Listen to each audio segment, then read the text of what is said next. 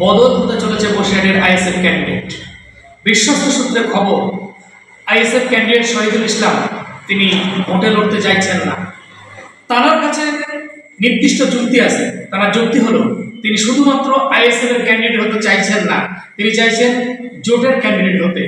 এখনো পর্যন্ত কংগ্রেসের কাছ থেকে বা বামফ্রন্টের কাছ থেকে তেমন কোনো সূত্র ওনার কাছে এসে পৌঁছায়নি যে তারা অর্থাৎ কংগ্রেস বা সিপিএম আইএসএফকে সমর্থন করবে। অন্যদিকে সিপিএম বা বামফ্রন্ট বা কংগ্রেস কেউ এখন বসিরহাটের জন্য প্রার্থী ঘোষণা করেনি। তাহলে কি শহীদুল ইসলাম নিজে প্রার্থী পদ প্রত্যাহার করতে চলেছেন? এখনো পর্যন্ত আমরা শহীদুল ইসলাম সাহেবকে তেমন কোনো প্রচারে নামতে দেখেনি। তাহলে কি সত্যিই শহীদুল ইসলাম তিনি প্রার্থী পদ তুলে নিতে চাইছেন? আমাদের কাছে বিশ্বস্ত সূত্রে খবর তিনি এখন দুটানায় আছেন, দাঁড়াবেন না দাঁড়াবেন না।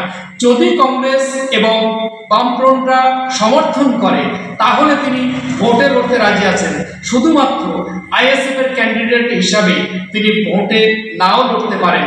এক্ষেত্রে আমরা কি তবে দেখতে পাবো তৃণমূল কংগ্রেসের প্রার্থী হাজী নুরুল ইসলাম একেবারে ছক্কা হাঁকিয়ে মাঠের বাইরে বল পার করে দেবেন? দেখা যাক কি হতে চলেছে। শহীদুল ইসলাম যদি জোটের ক্যান্ডিডেট হতে না পারেন তাহলে উনি প্রার্থী পদ উইথড্র করলে বসিরহাটে আইএসএফ কি নতুন কাউকে প্রার্থী হিসেবে ভাববেন? তৃণমূল কংগ্রেস প্রার্থী ঘোষণার পরপরই আইএসএফ বসিরহাটের জন্য প্রার্থী ঘোষণা করেছিলেন শহীদুল ইসলামকে। যদি উনি না দাঁড়ান তাহলে ভবিষ্যৎ প্রার্থীকে আইএসএফ কি বসিরহাটে গুরুত্ব হারাবে?